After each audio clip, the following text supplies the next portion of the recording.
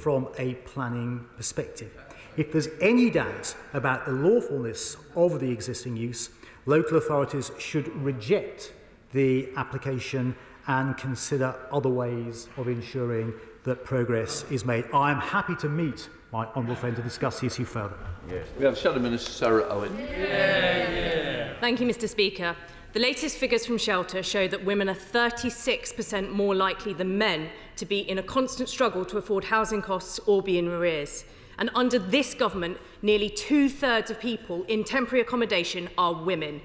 Can't the Secretary of State see that the Conservative cost of living crisis, the damaging cuts to universal credit and the failure to give renters security in their homes are forcing even more women into homelessness? Mr. Speaker, what we do see is that during the COVID pandemic, the funding that this government provided meant that the English Housing Survey tells us 93% of people are up to date with their rent. And with regard to helping people, we've got our renters' white paper that's coming forward. We'll be doing things like banning no-fault evictions, and they will help renters regardless of gender. David Johnson. Mr. Speaker, I warmly welcome the future home standard, but in the meantime we have many homes being built to the environmental standard of several years ago that will need to be retrofitted purely because that's when the planning permission for them was granted. So would my honourable friend consider requiring companies to build to the latest environmental standard rather than the one when permission was granted after a certain time has elapsed? We absolutely will consider that, and I know that there are innovators within my honourable friend's own constituency who are leading work in precisely this area, so I look forward to working with him and those in his constituency to achieve just that goal. Jessica Morgan.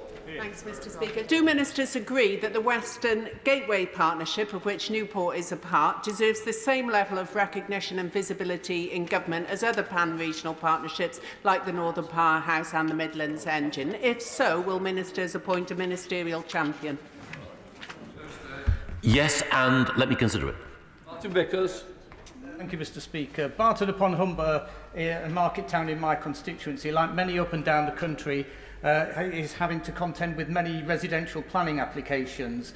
Public services such as school places, dentistry, is unable to cope with the existing pressures. Would ministers consider strengthening the guidance to planning authorities and to planning inspectors to ensure that public services, availability of public services is paramount in dealing with these applications? Well, Mr. Speaker, again, I'm obliged to my honourable friend for his question. I'll certainly consider the specific points that he made, but that's exactly what we want to do. And through the planning reforms that we envisage, we want to ensure that developer contributions are made much more quickly in the process, so the sorts of infrastructure that he talks about is provided, and also to ensure that greater land capture value is also collected to ensure that those services can be provided at a greater extent.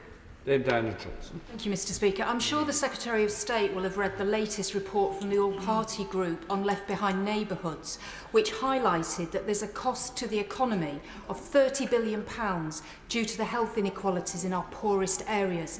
Would the Secretary of State be willing to hold a meeting with the authors of the report and the officers of the group to discuss what more needs to be in the white paper on levelling up around health inequalities? I absolutely will, and while I know that the white paper will include a number of proposals to help to reduce health inequalities, as Professor Michael Marmot's reports and worked alongside the all-party groups work has demonstrated, there is significant work that requires to be done on everything from obesity to cramped housing in order to deal with those issues. Dr. Luke Evans. Mr. Speaker, almost a year ago, the Planning Minister wrote to Liberal Democrat-run Hinckley Borough Council to say that they don't have an up-to-date local plan and asked them to do more to get it updated. In his answer to my friend from North Wiltshire, he said that part of the problem is you get open to speculative developments. Now, one of the ways to strengthen this is vanguard places like Market Bosworth who have neighbourhood plans. The problem is they're being ridden roughshod all over. So, in the future, will he look to strengthen the role of neighbourhood plans? And failing that, in the meantime, would he encourage Hinckley and Bosworth Council to get their up-to-date plan sorted? Well, Mr. Speaker, I'm obliged to my honourable friend. We certainly want to extend and expand the use of neighbourhood plans in constituencies like his own Hinckley and Bosworth. And he's right. I have written to the council to encourage them to get on and make their local plan up to date.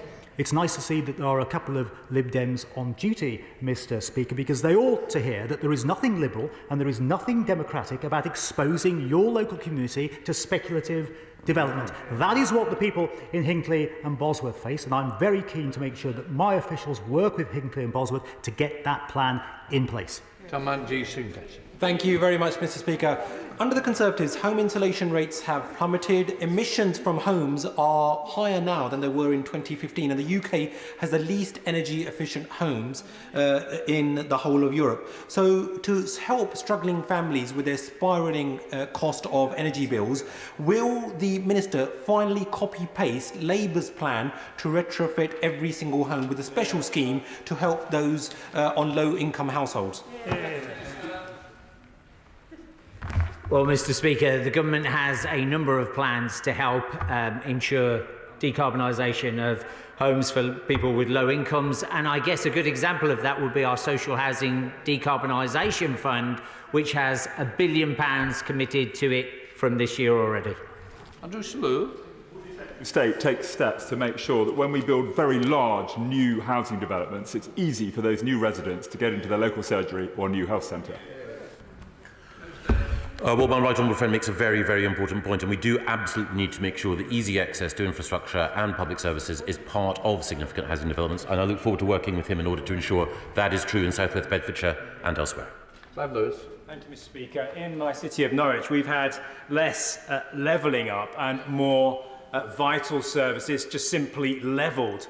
So will the Secretary of State stop fobbing us off with insufficient ad hoc pots of money and ensure sustainable long-term funding to my city and county councils, the real engines of any levelling up agenda? Mr. Speaker, we do provide sustainable funding. The Honourable Gentleman will know that the Provisional Local Government Finance Settlement made available an additional £3.5 billion to councils. Norwich City Council had an increase in cash terms of up to 4.8% compared to last year, giving them a total core spending power of up to £18.6 million. Norfolk County Council got an increase up to £55.5 million, and South Norfolk District Council core spending power at £15.7 million. So if he has further conversations that he would like to have, I'm very happy for him to write to me. Compared with communities across the country, Basingstoke has built 50% more new homes over the last 2 decades. Local residents want to make sure that we've got homes for our children and our grandchildren, but we believe that Basingstoke has been doing far more than that. So what advice can my honourable friend give my local council on how we can make sure that future projected house building levels reflect these very special circumstances in my constituency? Well, Mr. Speaker, I commend my right honourable friend and her council for all the sterling work they've done to build the homes in Basingstoke that people need. I would say to her, the important thing is to make sure that your local plan is up to date and that you agree with the Planning Inspectorate a sound plan based upon the constraints that you have to get the right number of houses that you need. And I'm very happy to work with her to make sure that that is so. Thank you very much, Mr. Speaker. The Secretary of State cannot fail to notice that during this session, the number of questions which have centred around the White Paper. Councils around the UK want to know what's the timetable, what's the criteria, when will it be published.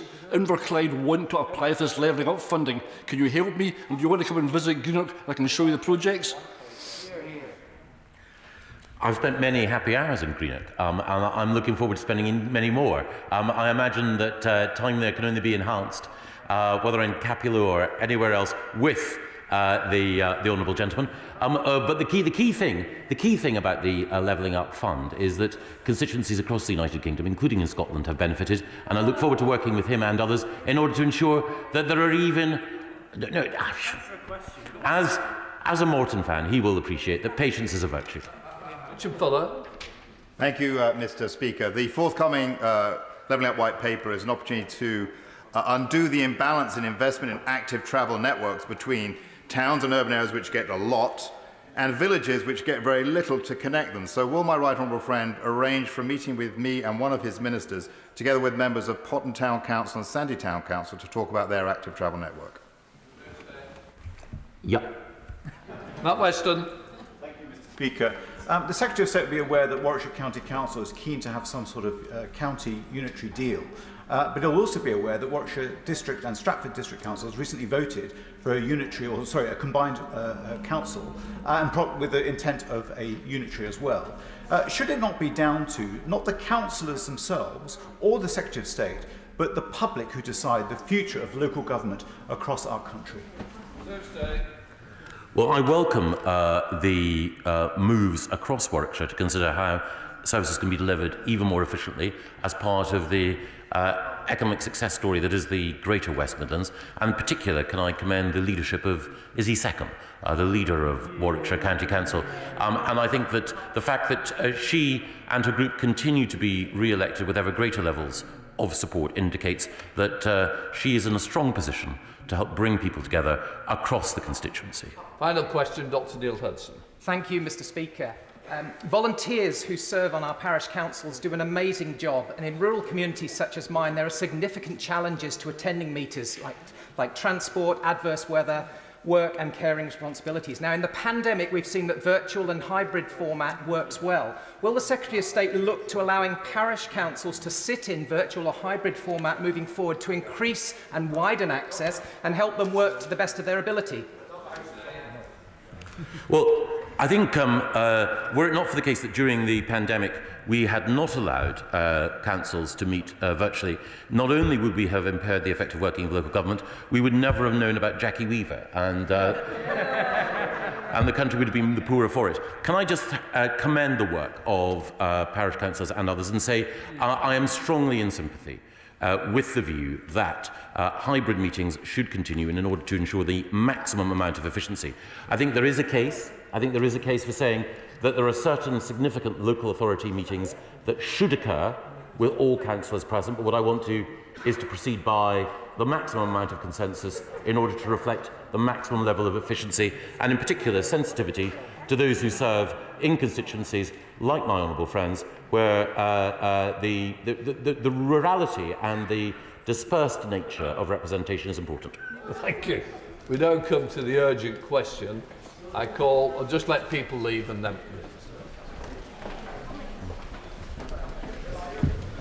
All right, good to see you. We got the... Hi, you're all right. Thanks, Mark. Thanks for the other day. Thank you. Right, we now come to the urgent question. Leila Moran. To ask the Secretary of State for Foreign, Commonwealth and Development to make a statement on the eruption of the Hunga Tonga Hunga Ha'apai volcano and subsequent tsunami in Tonga. Mr. Speaker, I'm saddened and shocked by the situation in Tonga, and my thoughts are with all those caught up in the appalling devastation caused by the volcanic eruption tsunami. My thoughts are also with the family of a British woman, Angela Glover, who died following the tsunami. We are supporting her family and are in contact with the local authorities. On the 15th of January, a series of eruptions from the Tonga Hunga Ha'apai underwater volcano were heard and felt across Tonga. Shortly afterwards, a tsunami hit the islands, including the main island of Tongatapu and the capital Nuku'alofa. There were reports of waves between 5 and 10 metres, and the eruption caused waves as far away as Peru. The explosions have left Tonga covered in a layer of thick volcanic ash. New Zealand and Australian Defence Forces conducted surveillance flights, which reported catastrophic damage on Atata Island, Manga Island and Nineveh Island. Full details of the humanitarian impact are still unknown, but there are estimates that up to 80,000 people will have been affected. The UK is providing vital humanitarian support. Working closely with our Australian and New Zealand partners, we've provided 17 pallets of supplies. These include 90 family tents, 8 community tents and wheelbarrows. These have been specifically requested by the Tongan government, and this support is en route to Tonga on Australia's HMAS Adelaide, which is expected to arrive the day after tomorrow. The Royal Navy ship HMS Spey should arrive in Tonga on the 25th of January. Supplies to be delivered by HMS Spey will include bottled water, sets of PPE and first aid kits, and we're also looking at further support. The International Federation of the Red Cross and Red Crescent Society's Disaster Relief Emergency Fund, DREF, has released £345,000 to the Red Cross Society of Tonga to support their response to assist community affected, and the UK is a very significant donor to the DREF. More generally, since 2015, Tonga has received over £25 million of UK aid through our core funding to multilateral institutions. And the UN is deploying a crisis expert to coordinate the response, and the UK is funding this deployment. Brown. Thank you, Mr. Speaker, for granting me this urgent question. Now, Mr. Speaker, the Tongan government has called the eruption an unprecedented disaster. A volcanic blast visible from space, more powerful than an atomic bomb, with 85% of Tongans affected. And not just from the eruption itself, but the ash, which now poses a threat to drinking supplies and to public health, and also from the tsunami, which swept away their homes and washed Lisala Folau out to sea. When I was in the water, I remember going under 8 times, he said. My legs are disabled and don't function well. He clung to a log for 27 hours and miraculously he survived. Now, Mr. Speaker, Tonga may be a long way away, but it is a Commonwealth partner, an ally and long-standing friend.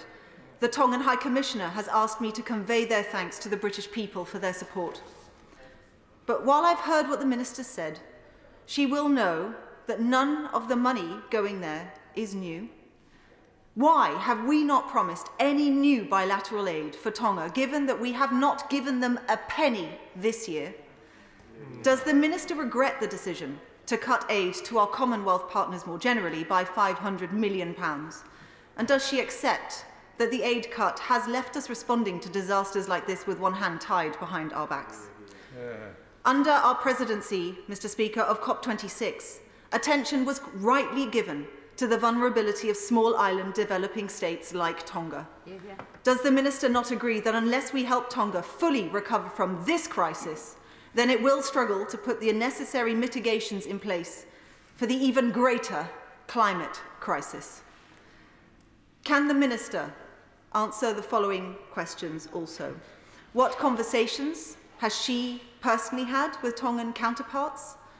She mentioned supporting one family, but are there other UK nationals needing support in Tonga? Can the Minister clarify the role of HMS Spey in further operations, especially given Tonga's zero COVID approach?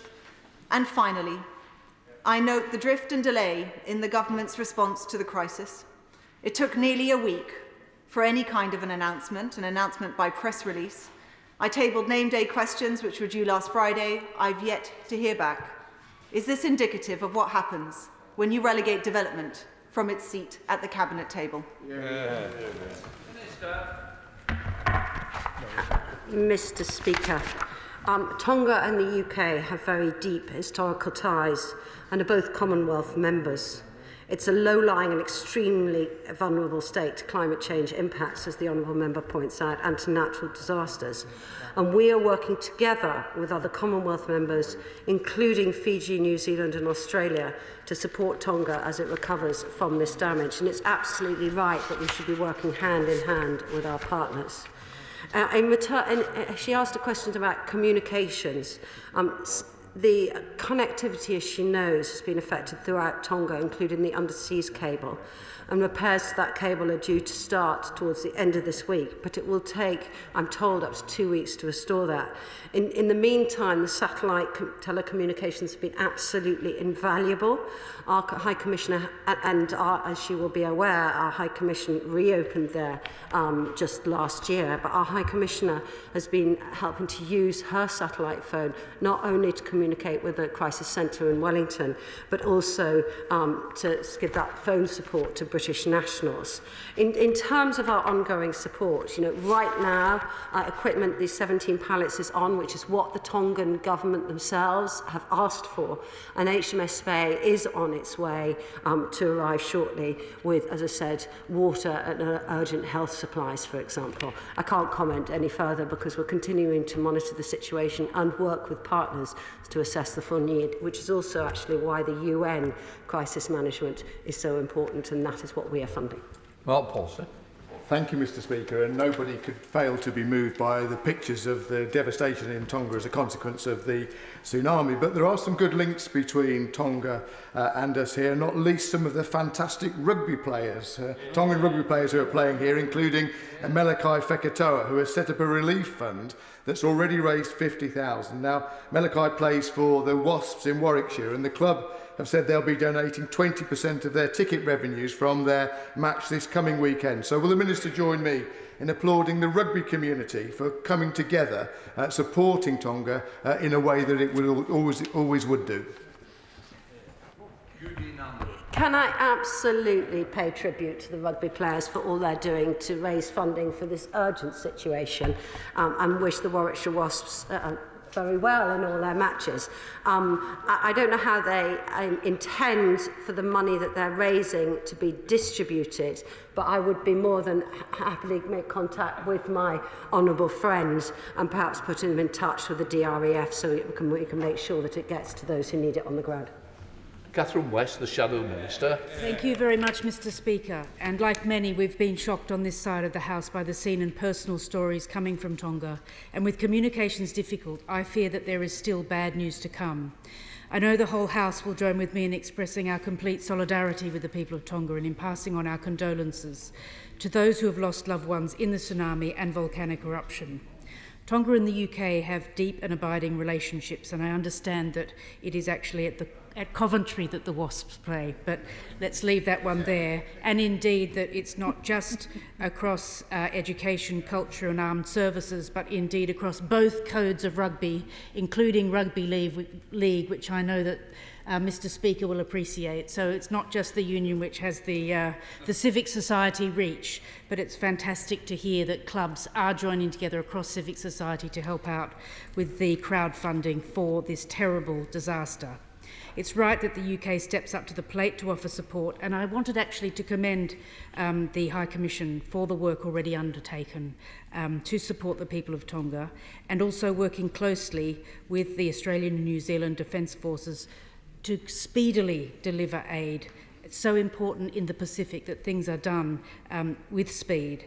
And that this support will clearly need to be maintained and to ensure that Tonga can rebuild and recover in the short to medium term. And given our close links, that we should continue to do so, not just a knee-jerk reaction now, but that should be sustained. I have 4 asks of the Minister. Which additional assets, if any, are being deployed to Tonga or under consideration once the Spey effort has concluded? Secondly, could I press her on the point made earlier by the member for Abingdon around the need for rebuilding in the context of the background of cuts in development aid? What's the medium to long-term strategy for this region? What conversations she has had with regional partners to ensure the coordination and sustained approach? And finally, what specific assessments been made of the impact that the eruption and tsunami will have on the COVID effort specifically, and how the UK can assist in health protection? These are difficult days for the people of Tonga, and our response in the House has the potential to be of great relief and comfort to them in their hour of need. Thank you, Mr. Speaker. Minister. Thank you, Mr. Speaker. I absolutely recognise the Rugby League contribution in Tonga. In fact, I have very fond memories of attending an international rugby league tournament in Hawaii in the 1990s, where I first saw the Tongans play.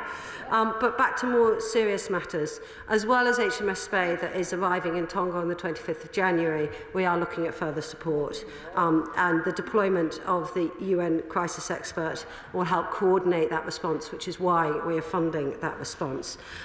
In terms of ODA budgets, we did maintain our rapid response capabilities in close coordination with the Australian government, and that means the support we're providing is tailored to the needs of those affected. Since 2015, Tonga's received over 26.9 million of aid, as I mentioned, through multilateral organisations. That includes the World Bank, the Asian Development and others. And indeed, I think it's over 300 million of aid that has been provided to, this, to other similar Pacific Island states. Richard Graham. In referring to the contribution from my honourable friend for rugby, can we go one step further, Minister, and consider whether, for example, Six Nations rugby games, could they hold a special collection for Tonga, which would then be match funded by the British government, so that everyone would have the chance to contribute in a sport to which Tonga has contributed so much themselves, and the government can play its part as well? Thank you, Mr. Speaker. I'd be more than happy to discuss with my honourable friend how rugby fans could help the people of Tonga. And next year we've got the Rugby League World Cup, which Tonga was meant to be playing in, so we need to get in what sport we can. Let's go to shadow spokesperson, or the spokesperson of the SNP, Alan Smith. Thank you, Mr. Speaker, and I'd congratulate the honourable member for securing this important debate today. The House really is, I think, united in our sadness for the people of Tonga, and we do want to see what we can do to help and assist the efforts that have already been outlined today. I'm very struck as well by the suggestion about the Six Nations having a contribution or some sort of fundraiser. I'd hope the SRU would be very strongly behind that and assist the Tongans at their time of need. And I do acknowledge what the Minister has outlined in terms of the aid that has been requested and is on its way to Tonga. But I have to make the point that we really must reassess the cuts that have been made, particularly to the Emergency Disaster Relief Fund, from 500 million to 34.5 million. We cannot do more with less.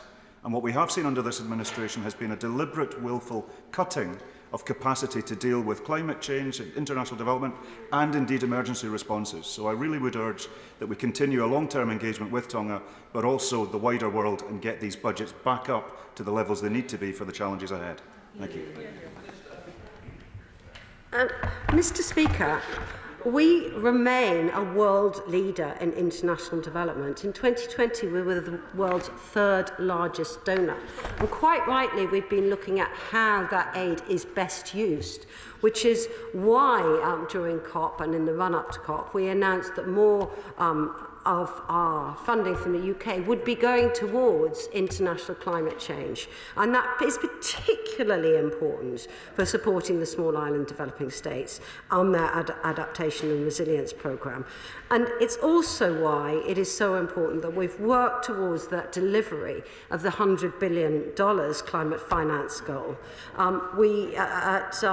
In Glasgow, we also announced the global goal on adaptation and the Glasgow Dialogue on loss and damage, and that will help better coordinate financial support for extreme impacts such as this. We are leading in this area through our work on climate change, through COP, and through our ODA.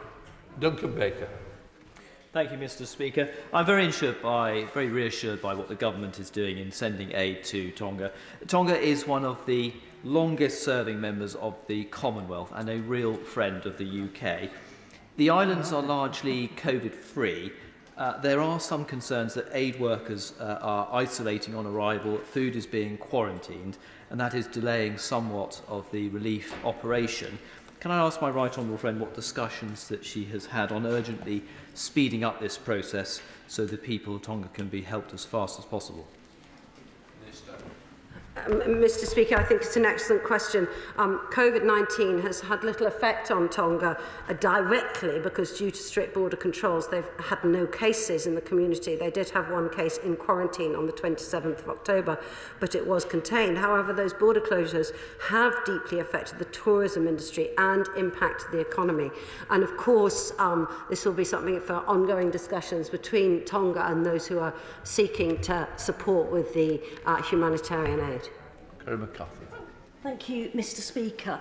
It's all well and good to talk about how much money is being given to Tonga, whether in aid or through climate adaptation finance. But the fact is Tonga is expected to pay over $18.5 million dollars in debt repayments this year, a lot of it to China, and the IMF puts Tonga at high risk of debt distress. In my capacity as chair of the all-party group on small island developing states, I met with the Jubilee Debt Campaign earlier today to talk about how SIDS struggle to access comprehensive debt relief. The existing G20 schemes fall well short of helping them. What can the Minister do to ensure that we're not giving to Tonga with one hand and taking away with the other? Mr. Speaker, the honourable member quite rightly raises the impact of Chinese debt, and China is increasingly seeking long-term strategic influence in Pacific Island countries. As the Foreign Secretary stated last week, Russia and China are working together more and more to assert their dominance over the Western Pacific. It's estimated that no less than 44 low to middle income countries have debts to Beijing in excess of 10% of their GDP. And the UK is working and will continue to work with international partners, including to help countries avoiding having their balance sheets loaded with debt that they cannot afford. No problem. Dr. Neil Hudson. Thank you, Mr. Speaker, and can I thank the Minister for her statement, and can I echo the words from across the Chamber of our solidarity and support for the people of Tonga, and welcoming that we are working very closely with our close allies in Australia and New Zealand to support the people of Tonga. And I very much welcome the Minister's statement that the UK is redeploying military assets to provide humanitarian support for Tonga. Does my honourable friend agree with me that this really does show the importance and strength of the Commonwealth, that we pull together and really help out when partners are in need? Mr. Speaker, my honourable friend is absolutely right. The Commonwealth is an incredibly important partnership. In fact, the Foreign Secretary has just been in Australia only last week, and in this instance there's been great support from Australia, from New Zealand, from the Fijian authorities, who are intending to send a cargo vessel which will go with items that the Tongan authorities have themselves requested. That's expected to arrive on the 28th of this month. Ready. Thank you, Mr. Speaker. How can the Minister possibly claim that the UK is leading in this kind of response when the severity and frequency of natural and climate disasters is only increasing, and yet the UK budget for response is falling significantly and dramatically? And can she confirm whether or not the costs of HMS Spey mission will also be counted, double counted you might say, towards the NATO target of 2% of military spending? Mr. Speaker, I think we should be praising our Royal Navy for their very, very swift action. And the fact that HMS Spey is due to arrive there the day after tomorrow, I think is remarkable. We should be really deeply grateful to members of the Royal Navy and all they do to support people in trouble across the globe. Thank you, Mr. Speaker. Tonga is a very long-standing friend and partner to the UK, not least through its membership of the Commonwealth, which it shares with us. And the UK has a long and proud tradition in disaster relief. So can my right honourable friend confirm that those involved in delivering relief, including our excellent Royal Navy, are working to deliver it as quickly as possible? Mr. Speaker, my honourable friend asked a very good question. We are endeavouring to deliver it as quickly as possible, but also endeavouring to deliver the supplies that the Tongans themselves are identifying that they need. And that will be what will be happening with these first pallets due to arrive day after tomorrow, and then with HMS Spey when she arrives. Thank you very much, Mr. Speaker. My heart goes out to the Tongan people, because many of us were saddened by the shocking scenes and the devastation wrought about by the eruption of the Hungatonga Hapai volcano and the ensuing tsunami.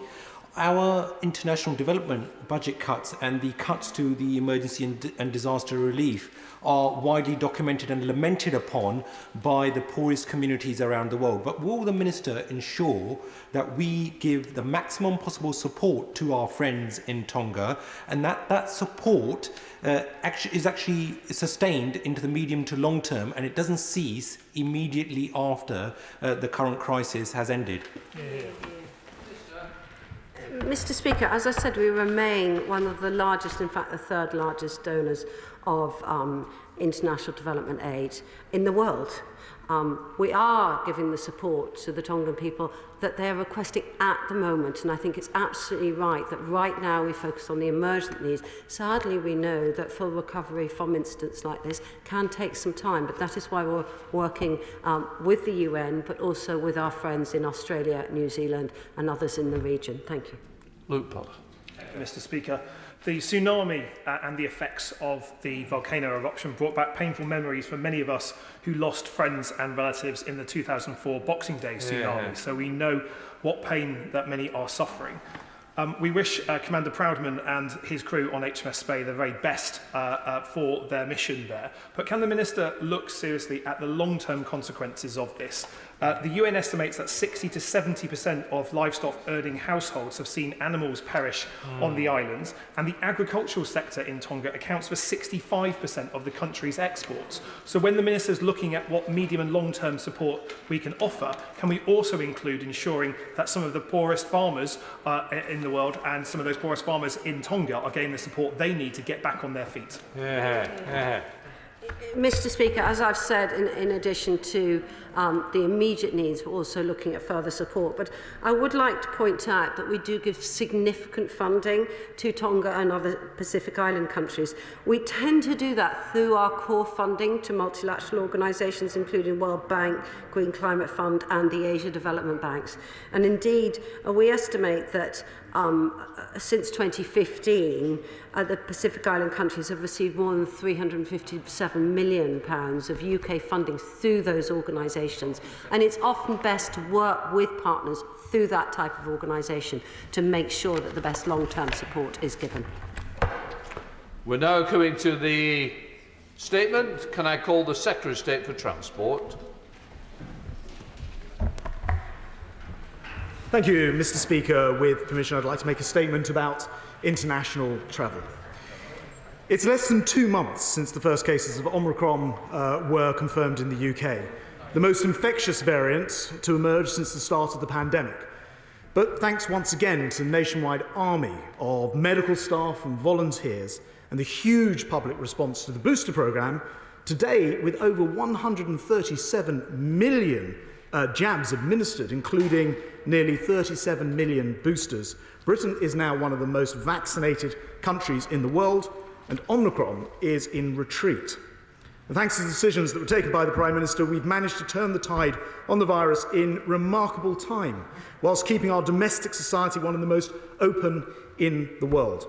Today, I can confirm to the House, Mr. Speaker, that our international travel regime will also now be liberalised as part of our efforts to ensure that 2022 is the year in which restrictions on travel, on lockdowns and limits on people's lives are firmly placed in the past. Mr. Speaker, from 4 a.m. on the 11th of February and in time for the half-term break, eligible fully vaccinated passengers arriving in the UK will no longer have to take a post-arrival lateral flow test.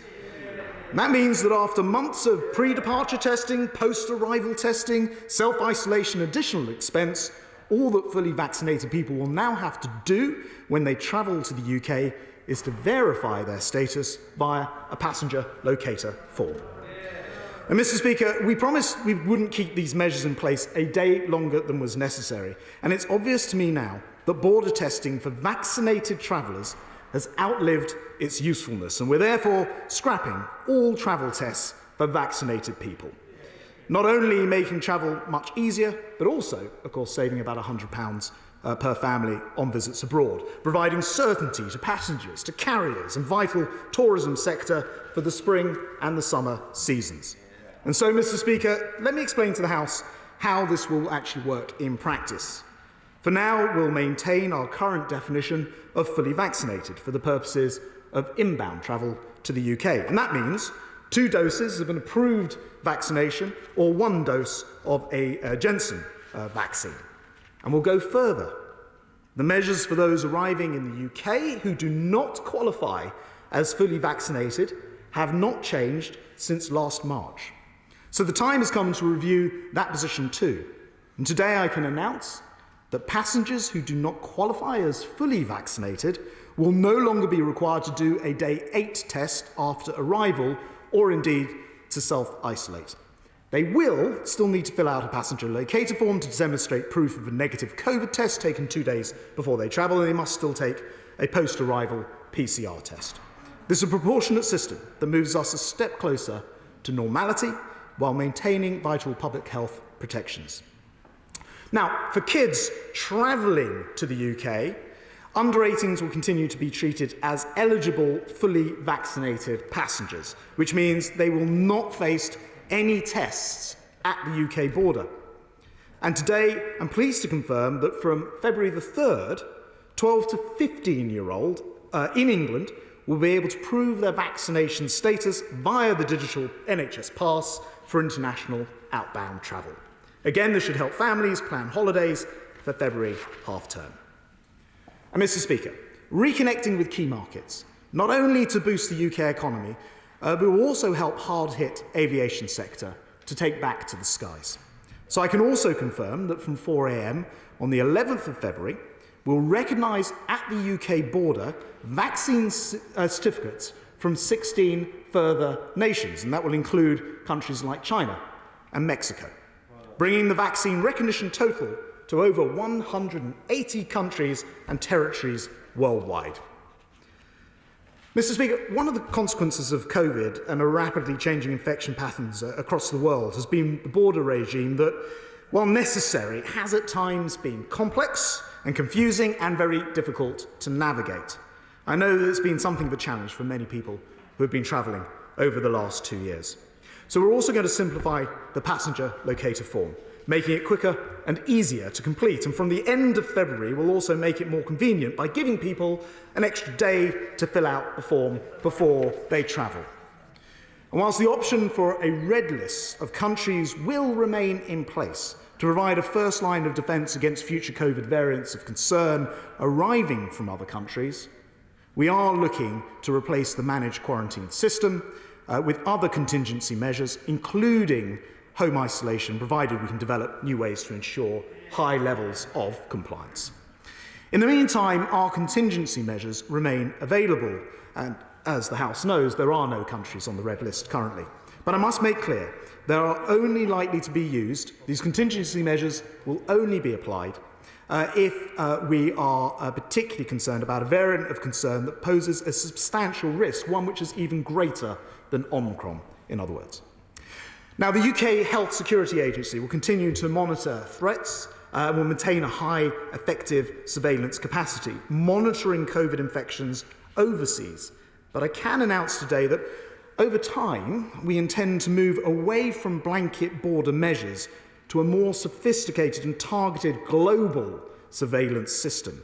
I'm also committing today to develop a full toolbox of contingency options to provide more certainty on how we respond against future variants. The government will set out our strategy, including how we'll deal with any new and future new strains of the virus next month, and we'll continue to work with international partners, including the World Health Organization, to help all countries achieve a level of genomic sequencing to monitor variants which is much closer to our own world-leading capacity.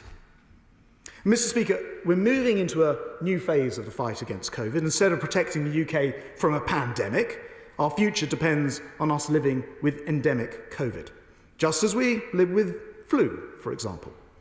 So we'll set out our strategy for that transition this spring. But as we navigate our recovery and as we return to more normal travel next month, our advice to all eligible adults who have not been vaccinated stays the same. Please get jabbed as soon as possible. And if you've had 2 jabs, please get boosted. Now, I've been speaking, Mr. Speaker, to a lot of my opposite numbers around the world recently, and they've made clear to me that regardless of what we do, they are very likely to require the booster jab by this summer. And so my advice to anyone who wishes to travel this year, including during the summer, is don't leave it too late to get your booster. You're very likely to be required it by the third country that you're flying to. Mr. Speaker, we already have one of the most open economies and societies in Europe, with the result being that our GDP has outpaced that of other G7 countries. With these changes today, we've one of the most open travel sectors in the world. Of course, we know that COVID can spring surprises, but everybody now should feel confident about booking holidays, business trips and visits to family and friends abroad. But be in no doubt, Mr. Speaker, it's only because the government got the big calls right on vaccination, on boosters, on dealing with Omicron. And we can now open travel and declare that Britain is open for business. Today, we are setting Britain free, Mr. Speaker, and I commend this statement to the House. We now come to the Shadow Secretary of State, Louise. Thank you very much, Mr. Speaker. And can I thank the Secretary of State for advance sight of today's statement. Mr. Speaker, the aviation industry is a critical part of the UK economy, supporting hundreds of thousands of jobs across the UK. But both the haphazard approach and the refusal of the government to grant sector-specific support has caused it real damage. The UK's aviation sector has experienced a slower recovery than any of our European counterparts and has experienced over 60,000 job losses by summer last year. And it is baffling that the government did not do more to support this as a strategic sector and potentially attach conditions for transition to net zero, as countries like France and Germany have done. Too often, the government's indecisive and chaotic approach to each wave of COVID infections has failed to keep the country safe, while causing uncertainty for the travelling public and for business. Each time a new variant has emerged, the government has taken a different approach to border controls and restrictions. We all want to see safe international travel and the protection of public health, and that's precisely why the public finally deserve to hear in full how ministers intend to develop a comprehensive, easily understandable plan to ensure that can happen in the months ahead. We must avoid the sheer absurdity of the Secretary of State announcing one set of restrictions before promptly scrapping that and announcing a completely different regime. Businesses and the public should have clarity about what changes the government will likely make in the event of a new variant, not have to wait until 5 p.m. on a Saturday night for new measures that are required on a Monday morning. That is why it's welcome the government will finally produce a plan to allow the travel industry and the public the certainty they need. And why we have recently outlined our plan on the action needed to learn to live well with COVID and protect lives, livelihoods and help avoid harsh restrictions in future waves. That is critical when it comes to the travel industry. It is, as the Secretary of State has said, inevitable another variant of concern will emerge. With Omicron, the plan the government had produced was upended, proving it was simply not fit for purpose. The government must learn these lessons and outline a framework to guide future decision-making and detect future variants. So when the Secretary of State publishes his plan, will he include the data which will guide the approach to future variants and detail the economic, well-being and equality impact of each scenario? And given the Health Secretary said only last week that testing will remain part of our walls of surveillance, does he agree we should build up the UK's sovereign capability to ensure we always have a supply of tests when we need them? And has he considered the merits of a surveillance system to detect possible future variants? Last month, Mr. Speaker, the Secretary of State confirmed to me he would raise mine and the CMA's concerns around the PCR market with the Health Secretary. Can he update the House on what progress he has made on cleaning up that market for future travellers? Mr. Speaker, and I'd be grateful if the Secretary of State could confirm if the passenger locator form will be available in other languages in the future. Mr. Speaker, today's announcement is also a visible reminder of another stark truth, that in an era of global international travel, no one is safe until everyone is safe. In the UK, we have learned that lesson the hard way. If we are going to break this endless cycle of new variants, we have to vaccinate the world. Yet ministers simply haven't met the commitments that were made this summer at the G7 to get the vaccine rolled out to other parts of the globe and instead cut the overseas aid budget.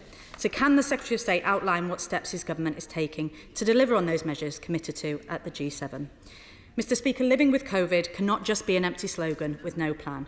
That's why we need to properly prepare and protect our lives and livelihoods in the future. It's time ministers finally gave passengers, industry and communities the security and stability they deserve. Secretary of State.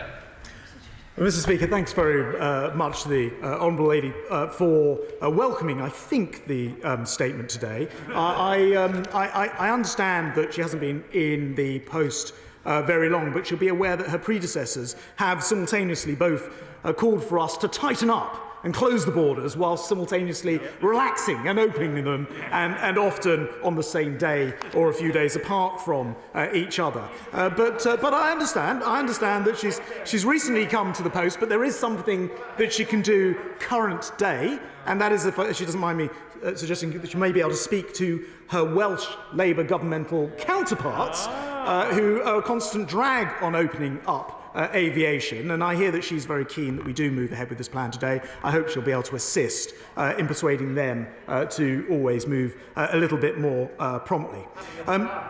She quite rightly says that we need to have a toolbox in order to respond. And as I mentioned in the statement, she's absolutely right about that. I do think that we need a toolbox going forward. I don't think it's just a question for the UK. I was talking to the Chief Executive of the UK Health Security Agency this morning, who herself sits and co-chairs a World Health Organization body which is working exactly on this global response. And I think one of the most important things which may have been missed during my statement is just to stress that we believe the time is right to move from individuals being checked as they come over our border, as we know that whatever the variant eventually it gets in, and every country has found that, to a global system of surveillance, which is, if you like, every bit as good as we have here in the UK, where world leading is applied often, but we genuinely have a world leading version of surveillance through the amount of coronavirus testing that we can do with genome sequencing, and we're helping other countries in the world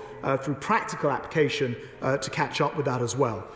She asks about what the government is doing to honour our bid made at the G7 and elsewhere with coronavirus. And I just want to sort of gently point out and mention to the House, in developing AstraZeneca, Oxford developed a vaccine which has been used in more arms than any other vaccine in the world. I think I'm right in saying the figure's about 2.5 billion people who've been vaccinated with that. And that is a huge contribution in addition to all of the COVAX and other donations that we've made, and we will continue to do so. Mr. Speaker, I think I'm pleased to hear that the whole House is welcoming this particular plan today to unlock and to set Britain free. We go to the Chair Select Committee. You, Merriman. Thank you very much, Mr. Speaker. Not only is this announcement today another example of us living with COVID, it's also a landmark day for international travel, a sector that has been absolutely decimated over the last couple of years. And with this news, this surely is the evidence they need that people should now feel confident to book with certainty. Can I ask the Secretary of State, with that in mind, to ensure that there is a culture across Whitehall that if there are bumps in the road, that international travel is not the sector that has to be made an example of, and that we will continue to support international travel and all those fantastic people who work within it? State. So I think that my honourable friend's absolutely right about this. As we've learnt more about this pandemic, as it becomes endemic, it's of course quite right that our response should be different. And I mentioned a moment ago about shifting from individual testing at the border to a global system of testing.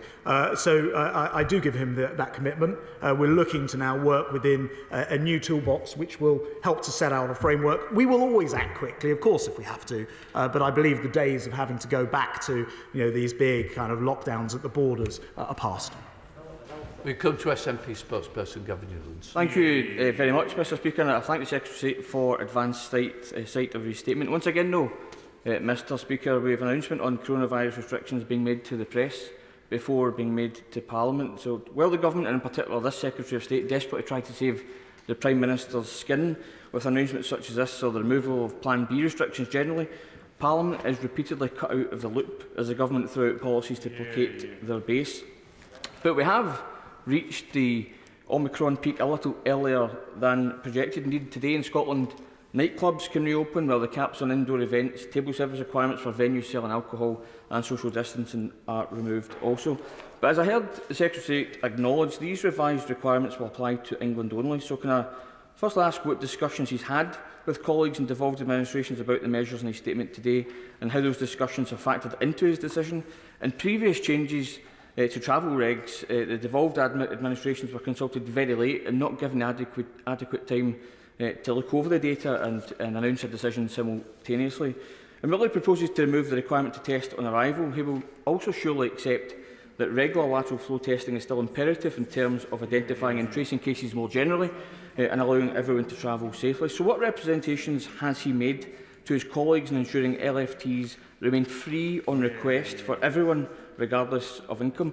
And can you tell us a bit more? It's been asked about, and I don't think you asked about it. What mechanism of monitoring possible new variants will be put in place now that the testing is no longer in place itself? And lastly, Mr Speaker, the aviation industry is still in the same position when it comes to the sector-specific support promised by this government nearly 2 years ago.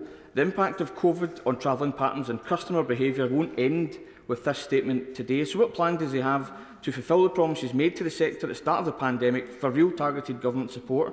The job retention scheme wasn't enough for 3,000 people in my constituency who lost their jobs, Mr Speaker. All those who faced fire and rehire by companies such as Menzies Aviation and British Airways. Mr Speaker,